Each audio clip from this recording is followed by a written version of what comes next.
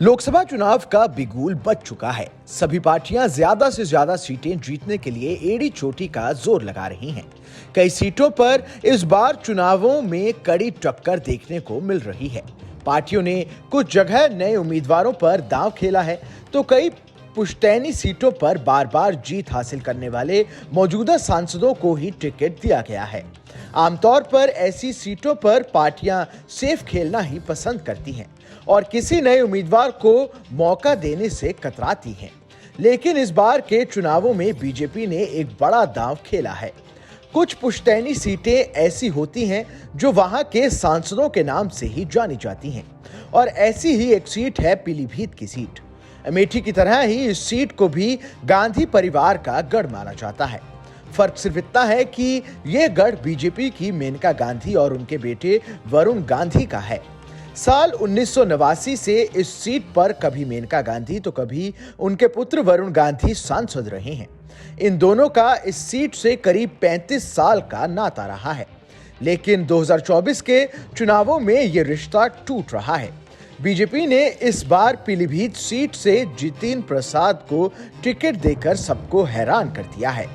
ऐसी अटकलें थी कि वरुण गांधी निर्दलीय भी इस सीट से चुनाव लड़ सकते हैं, लेकिन 18वें लोकसभा चुनाव के लिए बुधवार को नामांकन का समय बीतने के साथ अब इस रिश्ते पर ब्रेक लग गई है।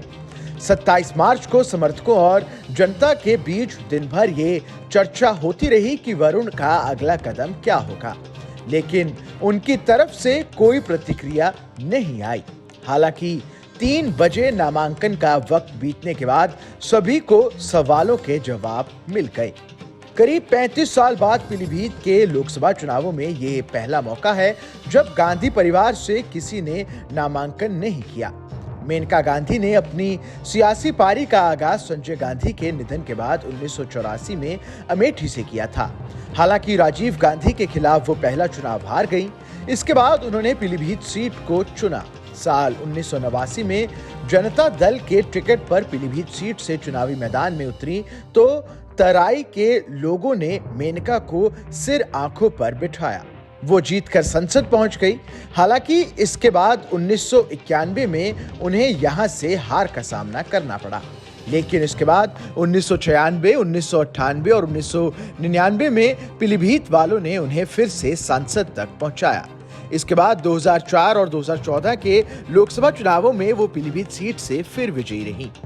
संजय गांधी की मौत के बाद पीलीभीत में एंट्री करने वाली मेनका गांधी ने न केवल अपने लिए मिनी पंजाब के नाम से मशहूर इस जिले में जगह बनाई, बल्कि बेटे वरुण गांधी को भी यहीं से राजनीति सिखाई।